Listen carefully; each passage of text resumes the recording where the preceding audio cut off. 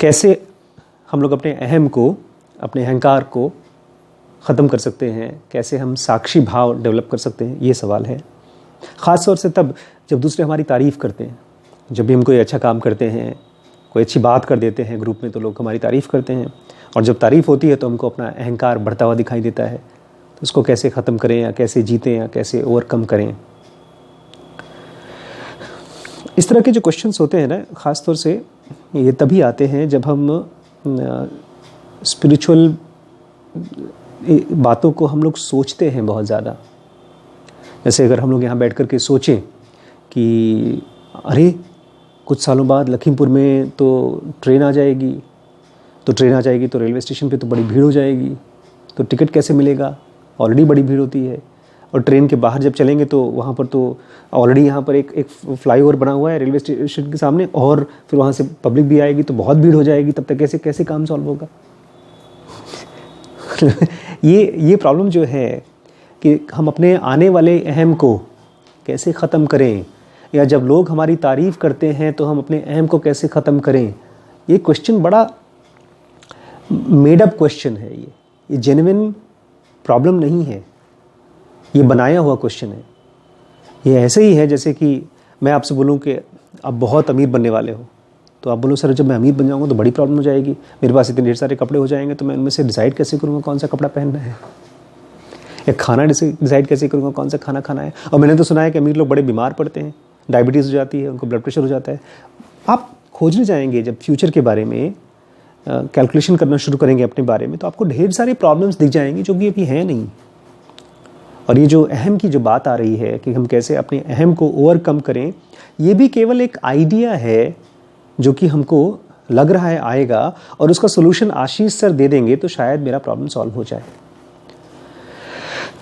सचमुच में खतरा नहीं दिखता हमको, अपना अहंकार खतरा तो दिखता ही नहीं है।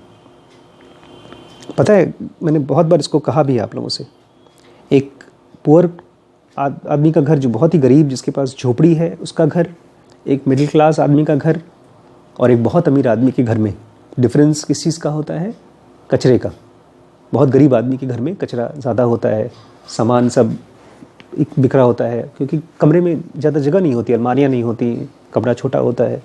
मिडिल क्लास का भी उससे थोड़ा बेहतर होता है, क्योंकि उसके पास ईंट की दीवार होती है, कभी कभी सीमेंटेड होती है, कभी कभी सीमेंटेड नहीं होती है, एक आध अलमारी हो जाती है। लेकिन वहीं पर अमीरों के घर में खूबसूरत आलीशान जगह होती है, हर चीज़ रखने की जगह होती है। कुछ अमीर लोगों के तो मैंने देखा है कि एक भाई साहब का देखा था, जितना बड़ा हमारा एक कमरा है, इतना बड़ा उनका स्टोर रूम है। मतलब आप बेडरूम में घुसेंगे, बेडरूम के अंदर में अलमारी खोलेंगे तो अलमारी अंदर से एक रूम है, जिसमें कि एक कोने में पूरी कपड़े रखे हैं, एक कोने में शूज़ रखे हैं, एक कोने में उनकी ज्वेलरी और ये रखा है। लखीमपुर की बात कर रहा हूँ मैं, आप बाहर से गेस नहीं कर सकते। तो ये जो डिफरेंस है, ये जगह का है, सफाई का है। क्योंकि वो ये कह रहे थे कि हम ये सब जब रख देते हैं तो सफाई का झंझट नहीं होता, हमारा घर एकदम 5 स्टार होटल की तरह होता है। लेकिन जब हम अपने माइंड को देखते हैं तो क्या चीज़ है जिसको हम सफाई कह सकते हैं? इसी में आपको अवेयरनेस हेल्प करता है पहचानने में। लेकिन पहचान करके कोई और आशीष शुक्ला आपको नहीं बता पाएगा कि गंदा क्या है, सही क्या है। आशीष शुक्ला अपने माइंड में पहचान सकते हैं क्या चीज़ खतरनाक है, क्या चीज़ ख़राब है। और जैसे ही आशीष शुक्ला अपने माइंड में पहचानते हैं क्या चीज़ खतरनाक है, मुझे बिल्कुल स्ट्रगल नहीं करना पड़ता उस क्षेत्र में न जाने के लिए। मेरे मन में जैसे ही कोई बहुत वायलेंट थॉट आता है तो मुझे ऐसा लगता है जैसे मेरे ब्रेन में एक खतरनाक सांप घुसाया है, और जैसे ही मुझे दिखता है, मैं उसको देखता हूँ तो वो सांप भाग जाता है वहाँ से। कम से कम कुछ देर के लिए तो भाग ही जाता है। फिर 2, 4, 10 दिन, 15 दिन, महीने, 2 महीने बाद फिर से किसी इंसिडेंट से, किसी से मिलने से, किसी कुछ घटना से ग्रीड या तो एक एनवी टाइप की थॉट आती है। और जैसी आती है मुझे खट से लगता है जैसे कि बगल में से कोई भूत, देखा ना हॉरर मूवीज़ में दिखाते हैं ना, आवाज़ आती है पीछे से, भूत आ रहा है, तो आप चौंक जाते हैं। मैं ठीक ऐसे ही, मैं चौंकता हूँ नहीं हूँ, बट मैं देख लेता हूँ खट से कि अरे हाँ देखो, एक ऐसा थॉट आया जो कि, और इसकी भी जो बारीकी है बढ़ती जा रही है रोज़ रोज़। जो चीज़ मेरे लिए 10 साल पहले एक नॉर्मल बात थी, आज मेरे लिए बड़ी ख़तरनाक बात है। 20 साल पहले जो आशीष शुक्ला आपसे मिल रहा है, अगर 20 साल पहले आप जाकर के उससे मिलते तो उसके लिए एक्स्ट्रा मैरिटल अफेयर कोई गलत बात नहीं थी। आज भी मैं बहुत से ऐसे लोगों से मिलता हूँ जो कि ये बात मानते हैं कि एक्स्ट्रा मैरिटल अफेयर कोई गलत नहीं है। एक बहुत समझदार आदमी, बहुत ही समझदार आदमी, स्पिरिचुअल आदमी जो बुक्स पढ़ता है स्पिरिचुअल, और ये खाली उस आदमी के बारे में नहीं बोल रहा हूँ, इस तरह का पूरा एक ग्रुप है जो इसको सच मानता है। और बहुत से बेवकूफ़ ऐसे लोग भी हैं जो इनके खिलाफ बात करते हैं। दोनों एक ही टाइप के लोग हैं। ये आदमी, उनका एक मित्र था, दोनों एक आश्रम में गए थे, तो वहाँ पर आश्रम में एक रूल था कि हस्बैंड वाइफ एक साथ तो आश्रम का रूम ले सकते हैं, रह सकते हैं, लेकिन अगर हस्बैंड वाइफ नहीं है, कोई भी आदमी औरत, तो एक साथ एक कमरे में नहीं रह सकते। या तो आप बाप बेटी हों, basically they don't want any two people of opposite sex living in the same room, not using the same room. लेकिन ये जो आदमी है, जो मेरा जान पहचान के हैं, बोलते ये तो गलत बात है। अगर मान लीजिए मेरी कोई दोस्त है और मेरे साथ एक रूम में रहना चाहती है, तो फिर ये तो गलत बात है। बिकॉज उनके मन में कहीं ना कहीं ये बात है कि अगर दो लोग आपस में उनका रिलेशनशिप हो जाए, सेक्स हो जाए, तो गलत बात नहीं है कोई। ये चीज़ मेरे लिए भी थी करीब 20 साल पहले। एक दिन मैंने उनसे पूछा था, मैंने कहा सर एक बात बताइए, आप कहते हैं कि कोई गलत बात नहीं है, लेकिन वो आदमी जो किसी और औरत के साथ उस कमरे में सोएगा रात को, जब उसकी वाइफ को मालूम पड़ेगा तो क्या उसको अच्छा लगेगा? बोलती है उसकी वाइफ को कोई दिक्कत नहीं है। मैंने कहा ये तो आप कह रहे हैं, उसकी वाइफ से पूछिए, और उसकी वाइफ को उस समय पूछिए जब उसको मालूम पड़ता है कि एक बेड पर वो लड़की और वो आदमी दोनों सो रहे हैं और उसकी वाइफ वहाँ पर कहीं और बैठी हुई है। ये ईर्ष्या उसके मन में आएगा। तो बोलती है गलत है अगर उसके मन में आता है तो, लेकिन आ तो रहा है। खैर, वो आदमी जिए, वो आदमी सोए, वो आदमी जगे, वो सब उनकी बात है। लेकिन मेरे लिए ये चीज़ बड़ी ख़तरनाक बात है जब मेरे मन में अगर ये आता है कि मैं अपनी वाइफ को छोड़ करके किसी और के साथ में एक रात बिताना चाहता हूँ। ये बड़ी ख़तरनाक चीज़ है। लेकिन इस खतरनाक थॉट से मैं डरता नहीं हूँ कि हाय राम, मैं तो सोने वाला हूँ, प्लीज़ मुझे कोई बताओ कैसे मैं ना सोऊं, प्लीज़। ऐसा नहीं है। मैं किसी से जाके पूछता नहीं हूँ, मुझे मालूम पड़ता है। इसलिए मैं इस तरह के ऑप्शंस को, जैसे ही थॉट्स आते हैं तो मैं उसको देख लेता हूँ, और जब देख लेता हूँ तो मैं उसको मुस्कुरा देता हूँ कि आशीष भाई क्या चक्कर है, क्या सेक्स की भूख है बहुत ज़्यादा, क्या वासना है? इस तरह से मैं उसको देखता हूँ, ऑब्जर्व करता हूँ। और एक ही तरीका है अपने अंदर के खतरों को ख़त्म करने का या ओवरकम करने का कि उसको खूब ध्यान से देखें। और जब ध्यान से नहीं देख पाएँ तो खाना कम करके ध्यान से देखें, थोड़ा वॉक करके ध्यान से देखें, थोड़ा सा आराम करके ध्यान से देखें, किसी से पूछ के बट आकर के ध्यान से देखें। भविष्य में जब कोई मेरी तारीफ़ करता है, कोई लड़की है, बड़ी खूबसूरत लड़की है और मेरी तारीफ़ करती है, तो केवल मेरा अहंकार नहीं स्ट्रांग होता है, मेरे अंदर में सेक्सुअल अर्ज भी स्ट्रांग हो जाता है। लेकिन वो तो तभी मालूम पड़ेगा जब वो कंडीशन आएगी और मैं उसको देख पाऊंगा।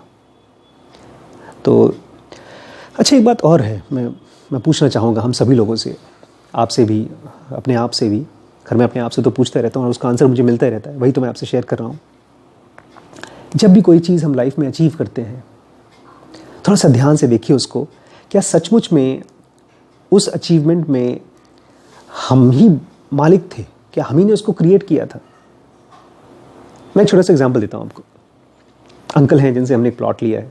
अंकल से जब जाके मिलता हूँ मैं, तो बोलते हैं यार ये जो उनके पास इस समय कम से कम 50 से 100 बीघे ज़मीन है काशीनगर के पीछे।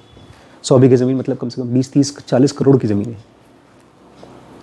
तो उन्होंने मॉल बनवाया अभी, जो बंधन बैंक जिसमें नहीं खुला, एक बड़ा सा प्लाजा, मंगल प्लाजा, उन्होंने बनवाया।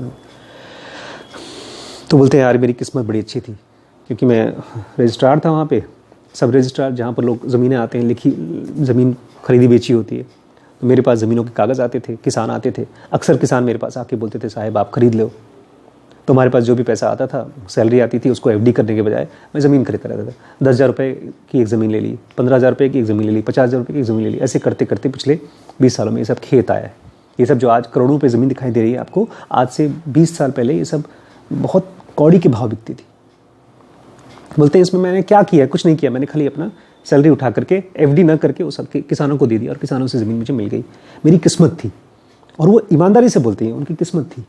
हम बहुत भागा दौड़ी करके बहुत कुछ अचीव करते हैं, और उसके बाद लोग हमको उसके लिए रिस्पॉन्सिबल भी करते हैं कि आप बड़े दूरदर्शी हैं, आप बड़े समझदार हैं, आप बड़े टैलेंटेड हैं, आप बड़े सब बहुत कुछ हैं। लेकिन अगर आदमी बारीकी से ध्यान से देखेगा, जो भी चीज़ वो कर रहा है उसका केवल एक ही रोल है कि वो वहाँ पर प्रेजेंट था। नदी में आप बैठ जाइए तो आप बहते जाएंगे, आप हाथ पैर मारे तब भी बहेंगे, नहीं मारे तब भी बहेंगे। यही हमारी कहानी है अगर आप ध्यान से देखें तो। और ये केवल अच्छाई के लिए नहीं है कि जो हम अच्छे अच्छे काम कर रहे हैं, हमारी तारीफ़ें हो रही हैं, तब हम रिस्पॉन्सिबल नहीं है, लाइफ रिस्पॉन्सिबल है। बुरे काम के लिए भी लाइफ रिस्पॉन्सिबल है। तो वैसे देख पाएंगे हम, ध्यान से देख पाएंगे तो केवल अपने आप के ऊपर मुस्कुराएंगे। तब हम लोग ऐसे होंगे, उस छिपकली की तरह होंगे। आपने कहानी सुनी है छिपकली की? 2 छिपकलियाँ खड़ी थी उस पर दीवार, एक छिपकली खड़ी थी दीवार पे, वो बोलती है मैं दीवार को जिस दिन छोड़ दूँगी दीवार गिर जाएगा, मैंने पकड़ के रखा है दीवार को। नहीं, हम सब सीरियसली सोचते हैं कि मैं एक दिन किसी से बात कर रहा था, नहीं इनफैक्ट कुछ दिन, ऑलमोस्ट 1 साल हो गए। आप कभी इमेजिन करिए आसपास के लोगों में जिसको भी आप जानते हो और उनके परिवार में किसी की डेथ हुई हो, जस्ट इमेजिन करिए उस परिवार के आसपास की कंडीशन। एक डेथ को इमेजिन करिए, या तो रोडों पर जो पेड़ होते हैं वो कटते हैं उनको इमेजिन करिए।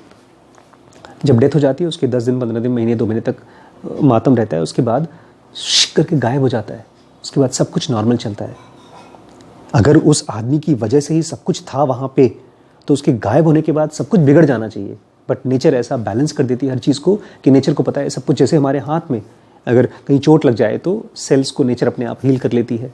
उंगली कट जाए, हाथ कट जाए तो नेचर अपने आप बॉडी हील कर जाती है। ठीक ऐसे ही नेचर आसपास सब चीज़ को अपने आप ठीक कर लेती है। एक पेड़ कट गया रोड पर, आपको लगता है हाय राम यहाँ तो बड़ा खूबसूरत पेड़ था, अब तो नहीं है, हाय राम हाय राम। कुछ दिन बाद आपको लगता है सब कुछ ठीक ठाक है, चल तो रहा है ठीक ठाक। हमारी भी कहानी ऐसे ही है।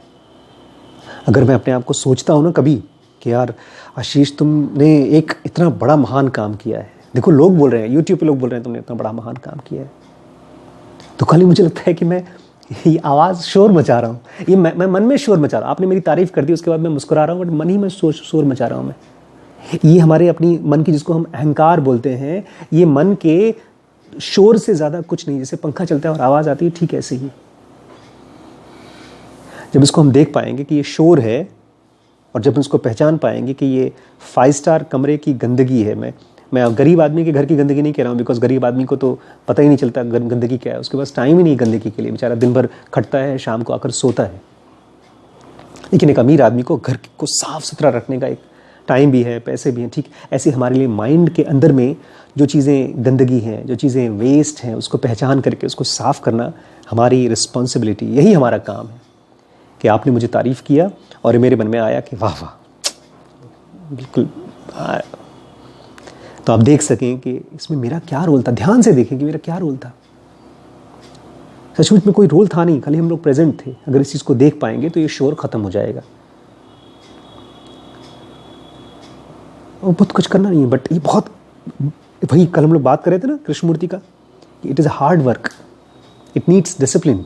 नहीं दिखता, जब थके होते हैं तब नहीं दिखता, जब दुखी होते हैं तब नहीं दिखता, जब हम एक्सपेक्ट कर रहे होते हैं तब नहीं दिखता। मैं सोच रहा था कि 10 साल पहले तक कृष्णमूर्ति की बुक्स मेरे पास आई, मैं पढ़ता था, समझ में नहीं आता, पढ़ता था, समझ में नहीं आता। 2 साल 3 साल पहले किताब पढ़ी, समझ में आया। फाउंडेशन गए, पढ़ी, समझ में आ गया। मैंने कौन सा बड़ा चमत्कार किया। मैंने खाली ये किया कि भैया मैं और एमपी टिकट लेकर गए, ट्रेन से वहाँ उतरे, उसमें आश्रम में बैठे और पढ़ा, समझ में आ गया। और क्या किया? तो जब आप ध्यान से देखेंगे तो आप पाएंगे नहीं कि आप रिस्पॉन्सिबल हैं इसके। जब रिस्पॉन्सिबल नहीं है तो शोर कहेगा, तब अहंकार कहेगा। डोंट नेम, ये जिसको हम अहंकार बोल देते हैं, उसका हमने एक ऑपोजिट बना लिया है। अहंकार विलन है और उसका ऑपोजिट साक्षी भाव ये हीरो है। हमको हीरो चाहिए, विलन को मारना है। ये तभी होता है जब हम नाम देते हैं। जब आप ध्यान से देखेंगे तो अहंकार के जब थॉट्स दिखाई देते हैं, जब दिखने लगते हैं तो विलन गायब हो जाता है, वही हीरो होता है। ऑब्जर्वर इज द ऑब्जर्व हो जाता है। जो थॉट्स आपको दिख रहे थे वो शांत हो जाते हैं, प्रेजेंस दिखती रहती है और कुछ नहीं होता, बस यही होता है। दोस्तों 5 कोर्सेज इस समय हम लोग रन कर रहे हैं, जहां पर आप अपने आप को खुद अपनी पेस से, अपनी स्पीड से, धीमे धीमे, चाहे जल्दी करना चाहते हैं, अपने आप को सिखा सकते हैं। स्पिरिचुअलिटी के लिए ज़ेनोगा बेसिक कोर्स, बिजनेस के लिए WBX, मास्टरबेशन, ब्रह्मचर्य और पेरेंटिंग को समझने के लिए SPMT। अगर आप डिसीजन मेकिंग समझना चाहते हैं, लाइफ में ढेर सारे अलग अलग डिसीजंस लेते हैं, उसके लिए BDM, और last but not the least power of now. अगर आप अवेयरनेस को कम्प्लीटली समझना चाहते हैं तो आज ही ज्वाइन करिए डीप नॉलेज कोर्सेस। दोस्तों अगर आप चाहते हैं कि जो भी हम काम कर रहे हैं वो आगे की जनरेशन को हेल्प करे, आगे की आने वाली ढेर सारी जो पीढ़ियां हैं वो स्पिरिचुअलिटी का कोर्स समझ सकें, तो डीप नॉलेज स्टडी सेंटर को बनने में हेल्प करिए, डोनेट करिए। Thank you so much. अगर आपने सब्सक्राइब नहीं किया तो आज ही ये चैनल सब्सक्राइब कर लीजिए और बेल बटन दबाना मत भूलिएगा। उसके ज़रिए हमारे डेली के कभी कभी 1 और कभी 2 वीडियोस हम शेयर करते हैं तो आपके पास पहुंचेगा, तो आज ही सब्सक्राइब कर लीजिए। दोस्तों 22 जनवरी को आप सबका स्वागत है लखनऊ में। हम लोग एक दिन का सेशन रख रहे हैं, बिल्कुल मिस मत करिएगा। एनलाइटेंड मास्टर्स के साथ हमारा कम्युनिकेशन कैसे हो सकता है, ये टॉपिक है। You are most welcome to join. आज ही अपना रजिस्ट्रेशन करा लीजिए लखनऊ में 22 जनवरी 2019। You are most welcome.